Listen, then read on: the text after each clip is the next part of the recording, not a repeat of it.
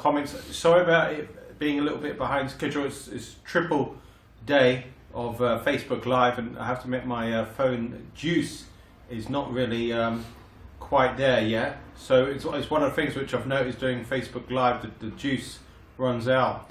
But when I say the juice, there's plenty of inspiration. One of the most inspiring people I've got in my inner circle, I'd say, is Carl.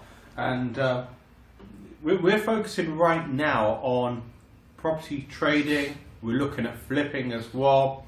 So huge interest right now in property trading. Now, property trading can mean different things to different people, and particularly depending on where you're sourcing as well. So, for example, tonight, the Wandsworth Property Network, that's focused on auctions.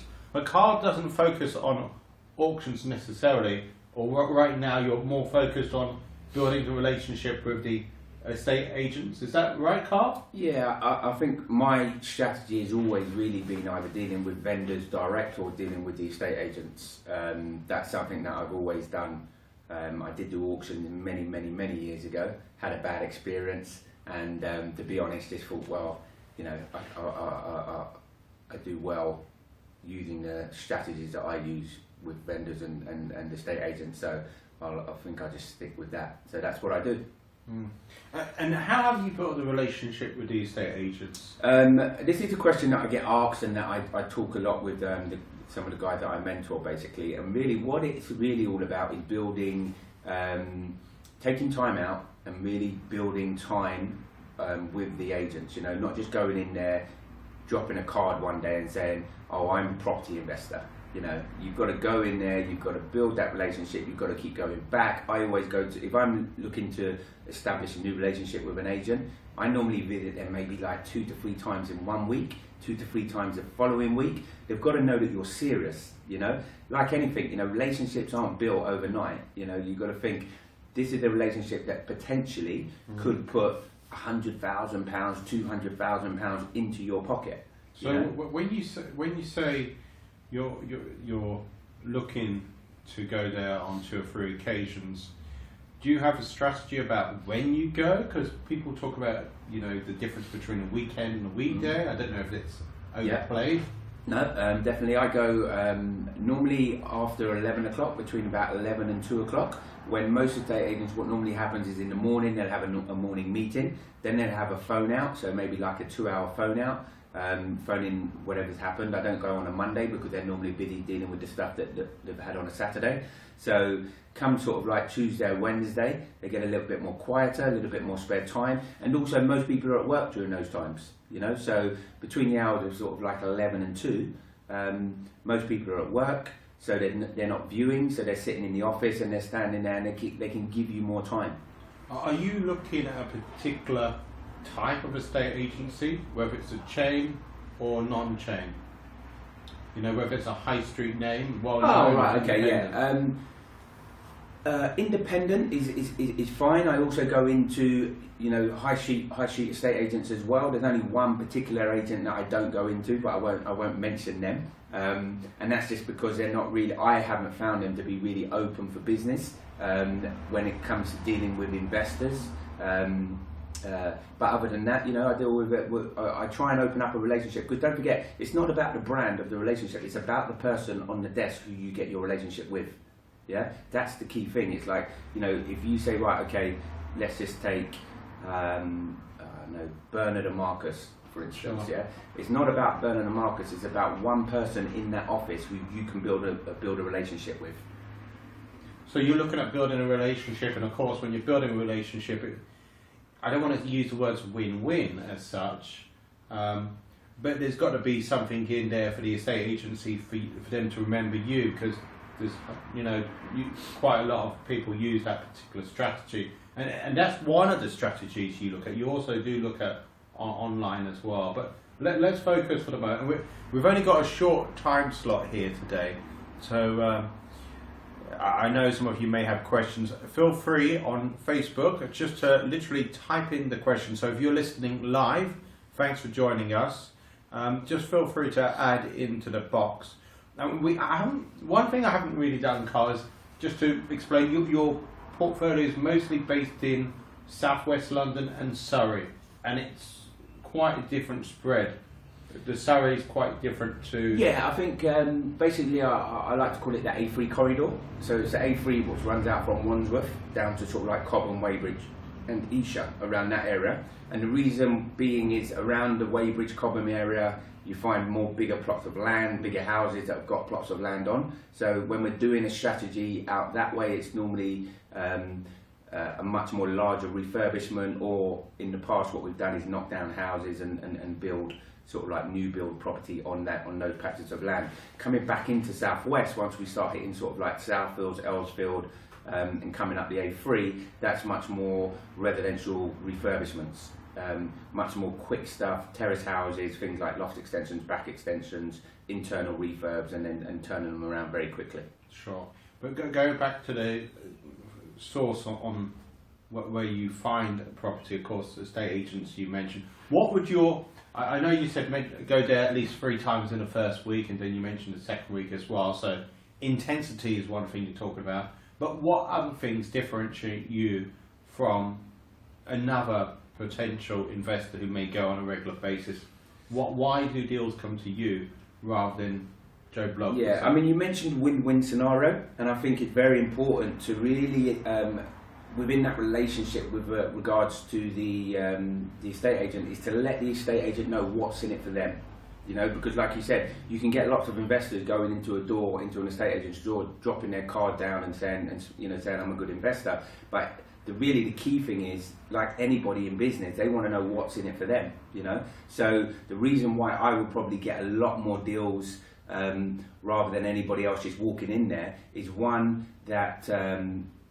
Like you said, I'm frequent, okay? So they know from the frequency of when I go in there that I'm serious, okay? And you've got to understand what estate agents really want. What estate agents really want is certainty, yeah? They want certainty that if they give you this deal, that you're going to be able to complete on it, because ultimately an estate agent is there to get paid and to get paid their commission, okay? So one of the reasons why I will get deals in front of everybody else is because I give them absolute certainty that if I say yes to a deal, I will complete on it. Okay. Now, how do you do this? You can do this in numerous ways. Okay. You can do this by once you've opened up that relationship, by basically showing proof of funds. You can do this by getting your lawyer, solicitor. So when you say when you say proof of funds, proof of funds can mean different things to different people. What do you normally do as a proof of funds? Depending on how we're purchasing the property, okay? So a very easy way, if you're lucky enough to have the cash in your bank account or in a friend's bank account or in your joint venture's bank account, you might want to take a screenshot of that and attach that to an email. What I like to do is I get my solicitor to basically write a confirmation email to the estate agent directly, or to myself, where I can forward it onto the estate agent, just confirming that he's in receipt of my funds in that within his client account, that we have funds sitting within his client account ready to do business at any time. I also like to let the agent know of if it's a new agent that we're just opening up a new relationship with, let them know of past deals that we've already done, maybe even put them in contact if it is, say, like a branch of Bernard and Marcus, then mention some of the other guys that we've worked with in other areas of Bernard and Marcus. So that way they know that you've got a proven track record, they know that you're serious because you know the frequency of what you're doing, and they also know that you can complete on a deal when you say you can. And ultimately as well, it's about being honest as well and letting estate agents know, look, if you don't feel that's the right price, then explain to them why that's not the right price. Explain to them, if you're putting in a much lower offer, explain to them the offer and the reasons why you're putting in that offer. And that way you don't lose credibility with the estate agent if you come in £150,000 below asking price. You know, you're giving an explanation of why you're doing that. So we've looked at the estate agents, we could go into a lot more detail, and that's partly what your mentorship does? Yeah, so the mentorship program basically that we run, basically, we basically train people on how to go in, how to approach estate agents, how to communicate with estate agents to make sure that they're getting the best deals, in front of other potential investors. Sure. Yeah, that's one of your main strategies. The other one would be online, would it be? Or what would... No, the other one's more direct to vendor. So basically, we do a lot of marketing as well. You know, things like leafleting and adverts in papers, and also some online adverts as well, really just to attract vendors who may need fast sales, who feel they're in a position that they need something to happen really quickly. Let's concentrate on the online side. How has that gone for you? How does that work? How do you track? Because one of the beauties of online is all about measurement and tracking, and it's a lot easier. What do you look for? What's your key metrics? So the online stuff is very new to us as a business. Just starting that side of things. We're mostly using sort of Facebook targeted ads. So again, at the moment, we're really testing and measuring sort of like your pay-per-click, how many times you're getting clicked on, how many leads are coming through, and then from those leads, your conversion rate. It's very much an internet marketing tool that internet marketers have been doing for years and years, and there's a couple of guys now in the UK that have made it quite popular now within the property investment world. And it's something that, as a business, obviously we like to try and reach out, do different strategies, do different things. So if I hear of something that's looking quite good, we'll always test and measure it and see if it works for us as a business. Some things do, some things don't. Do you use any particular software in terms of creating the Facebook ads, or no? I've got a marketing manager. So basically my marketing manager is basically responsible for all my Facebook ads and campaigns. I don't get involved in that side of things because I'm a big believer in let the professionals do the individual jobs, and he's fantastic at marketing. So from that side of things, I let him push that side of things out, and then I deal with the leads. Once they come in, then we deal with the leads from there. So we touched on leafleting. Through my knowledge base of other people I'm connected to, they've spent some serious amount of money and not had those rewards. You know what? Has it always worked for you? Yeah. Put it this way, 2 of my biggest deals in 2015 came through leafleting. So literally I could afford to spend a couple of £100,000 and still be in profit. So it works, but you've got to do it in a certain way, and you've got to do it in a certain manner. Some people who I speak to, and they say, "Oh, I've done leafleting, it doesn't work. I dropped 20,000 leaflets." It's like, okay, fine. How did you drop the 20,000 leaflets? Oh yeah, I just dropped them over 20,000 different houses, and that was it. Well, that's not the way to do leafleting. So if you're going to do it, you've got to do it right. You've got to do it repetitively. You've got to do it in a smaller area, an area where you can really home in on and keep going and keep going and keep going in that area. Because don't forget, you're only looking for one deal. That's all you're looking for. One deal is enough. If you're taking it yourself, okay, to make, like I said, £50,000 to £100,000. Certainly in Southwest London, the areas that I operate in. We haven't really looked at sources. Do you work with sources? Are you open to working? I am open to working with sources, but I'm very particular. I work with one property sourcer at the moment. I ask for all of my deals to come in a certain way. They need to be packaged in a certain particular way. So I give that particular sourcer my spreadsheets. I want that, because the way I see a sourcer, if you're going to pay someone, you're paying them for doing all your due diligence that you would normally do. Okay? Now, don't get me wrong, you've still got to do your own due diligence on top. But when I first started looking at working with sources, what was happening, I was just getting loads of emails coming in. Oh yeah, how about this property? Just random numbers, and then saying, oh, by the way, we want 1% or 2%, which would equate to £5,000 to £10,000 for a property. I'd be like, well, what's the point of that? I'll do if I've got to go and do all the due diligence and spend hours and hours and hours and hours of time after just because you sent me an email, that's no good to me. I can go out and I can go and see an agent, spend 1 week on the ground and guarantee a deal. So that's why I work with one property sourcer. It's a sourcer that I trained myself. Okay, and that seems to be the way, because then that way you're not wasting time trying to educate someone on how you do business. I train them myself. They work off my spreadsheets. They know exactly the way that I think. They know all of my principles and procedures within my business. So therefore, they know when they send me a deal, and I know when he sends me a deal, that deal is more than likely going to be on the money. Carl, I know you've got to shoot off somewhere later, so I don't want to keep you too long. Look, we've mentioned about your mentorship. Is there dates in mind for next year? Next year we're going to be doing a lot of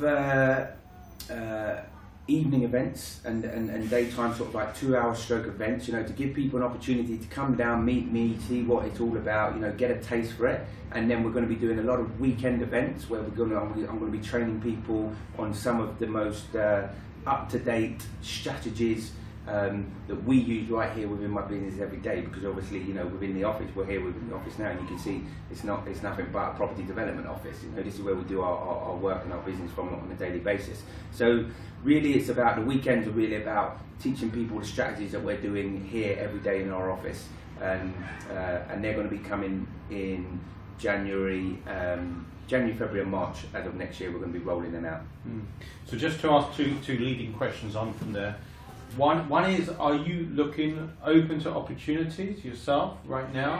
And what opportunities would be of interest? Yeah, I'm always open to, right now I'm probably looking at more partnership opportunities, probably with other larger property developers, you know, so people who are already property developers, who already have experience. I'm looking to really leverage time right now.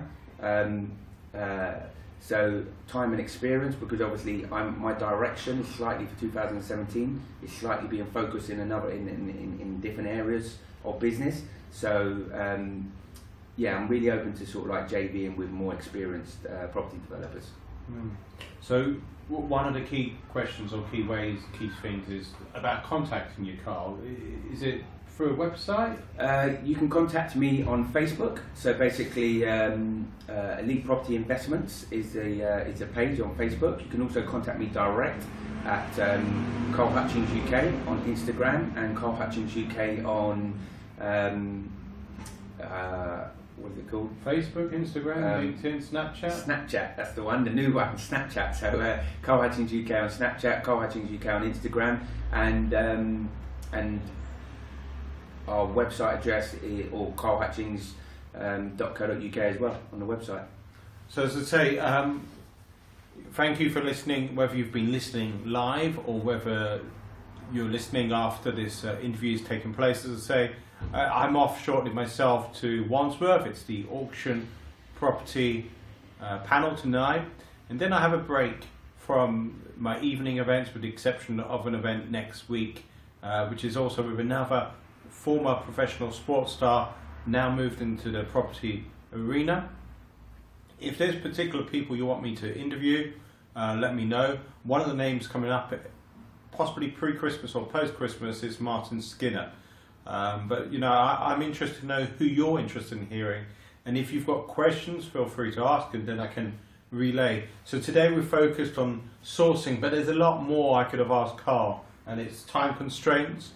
One of the things we could have looked at, and maybe in the future, would be about building your team, particularly looking at who's in your team, i.e. for your development deals as such. Thank you, and thank you. No worries, thank you guys. Thank you.